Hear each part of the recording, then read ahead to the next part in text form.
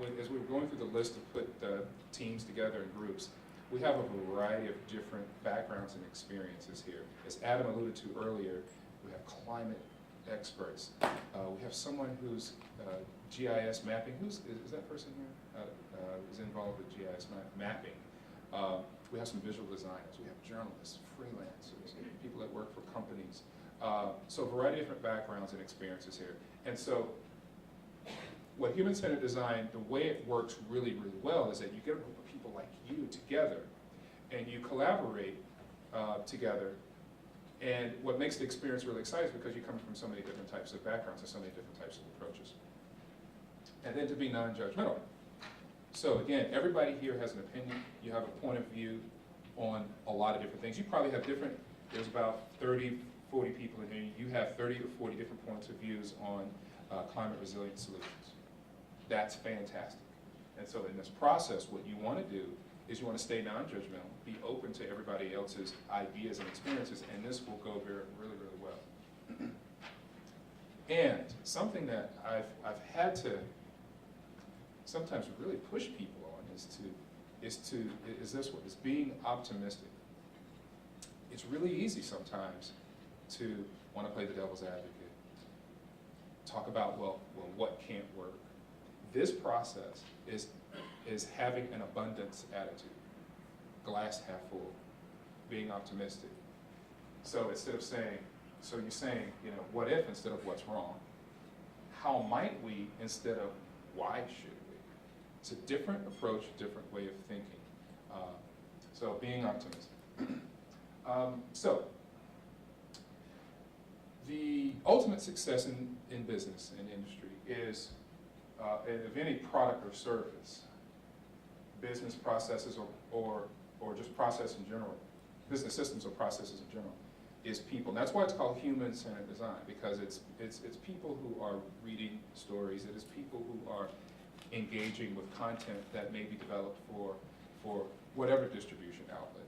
But it's human-centered design is really all about really trying to understand people.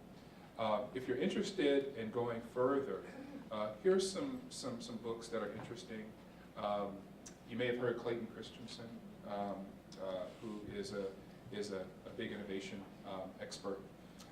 Many of us who know about human-centered design, who have learned it from some companies like IDEO. I think I read somewhere on someone's bio that they had heard about design thinking or human-centered design through IDEO.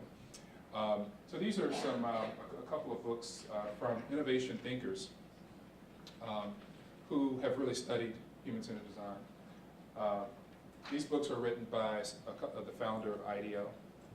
They're really good books because they really provide a lot of good examples on what human-centered design and design thinking is and how to use it.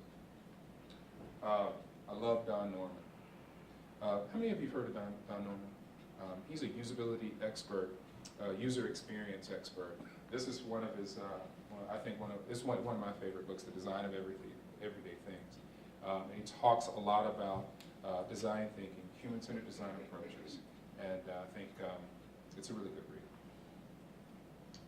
So how do you do it? So today is going to be, we're going to use the framework of human-centered design to solve this question. All right? And here is one way. All right, I'm going to show you one way. As I said, you Google human-centered design process. You're going to come up with a variety of different ways. There are many innovation companies and consultants, like the company that I work for, that we have our own process, but it's essentially, you'll see some of the same kinds of steps in the process if you were to Google this and look at a variety of different places. So here are 4 phases of human-centered design. There's a moment of getting information, we call it inform. There's a moment of inspiration.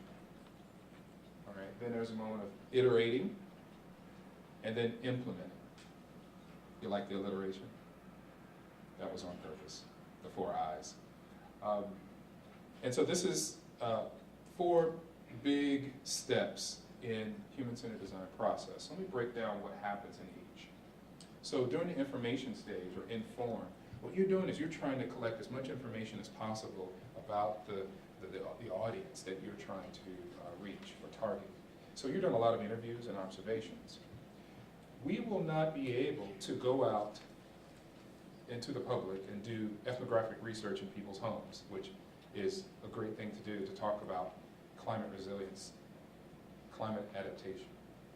What we have as our proxy today are panelists who will come and share information as experts about this issue. And so it is important during this phase for you to take notes, ask questions, and get information for this topic. All right? So the informed stage, you're really going out into the community and really getting information about about the audience that you're trying to design for. But here we're going to have panels. We have a panel of experts to do that today. The second, the Inspire stage, you're doing a lot of synthesis of information, but one of the biggest things that you're doing is you're brainstorming ideas. And so we're going to do that today. Third, iterating. That's when you get in your hands dirty. That's when you're prototyping.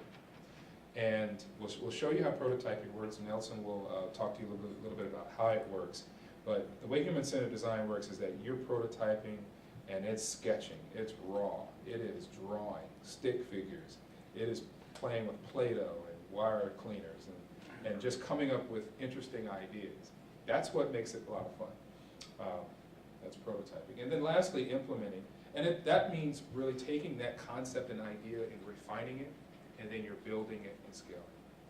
So these are just 4 big buckets of phases that human-centered design goes through. As I said before, you're going to see different variations of this. People may call it different things. You may see in the informed, people may call it discover. But just for the purposes of this workshop, we're going to use these big 4 buckets as how we work through the process. All right. So in talking about the design challenge, we came up with this over the course of about a week. So how might we inspire our community to get more involved in climate resilience solutions? So some of the key words here is we're talking inspire, input your word, galvanize, motivate. So how can the work that you do impact more effectively the people in the community for them to act? That's really what that's really the problem that we're trying to solve today. And so when we put together a design challenge, we don't want it so broad, but we also don't want it so specific. But this is sort of right in the middle, and it really speaks to what it is that we're trying to do today. So you're going to see us talk a lot about how might we. And again, it's an abundance attitude. It's a mindset of this can be done. It's only a matter of how, when, the people that are involved. And so when you go back and you want to think about some of your own design challenges, you start from thinking about how can you help, enable, inspire, and those are sort of some of the words that you can use in order to begin to develop a statement or a question that you can begin to answer. So this is our challenge for today, and so the rest of the day is going to be focused on answering that question. All right. So any questions so far? I've got a couple of minutes. Any questions about human-centered design that may be on your mind? I know this is totally new. This is a lot of information. There was 10 slides there, so 10 to 12 slides. Yes, ma'am. How do you know which people to get in the room? How do you know Which people to get in the room? which people to get in a room to talk to and interview? Yeah. Very good question. So if you think about it, there's later in this morning we're going to talk about personas, and we're going to talk about if you look at your topic, whatever that topic is, and you think about the audience who is receiving information or that you're designing for, you develop what we call personas of that audience. So different pieces of that audience. So for example, it may be a person who is this age. So this is an example of a persona which Laura will talk about later. A person of a certain age has certain motivations in life, have certain goals. You begin to sort of create a persona of, or different personas for the audience that you're trying to reach. And then you go try to find those people and interview them. That's how it works. And we'll talk more about how you interview and how you set it up, but it's really trying to identify, if you look across whatever subject matter, we can talk about media or, I mean, it's climate change, but if you think about the type of person, and it may be different depending on what your content is that you're trying to design, but you really try to think about who it is that you're trying to design for, and you come up with a variety of personas, and then you go and interview those people. And it's really that simple. It sounds complicated, but it's really that simple. Any other questions thus far? Anything you're curious about with human-centered design? All right. Well, we will be talking about it more today. Don't hesitate to pull your coaches away. To the side if you have any questions. When we break off into groups, we actually have 5 coaches, but I'm not sure how many groups we have, so a couple of us are going to be going back and forth between groups, but we'll be available for questions at any time. So I think we are now on schedule for our panel. So the next part of the program is our power panel on climate risk and resilience, with Adam Glenn as your moderator. Thank you. Let's have a hand for Reggie.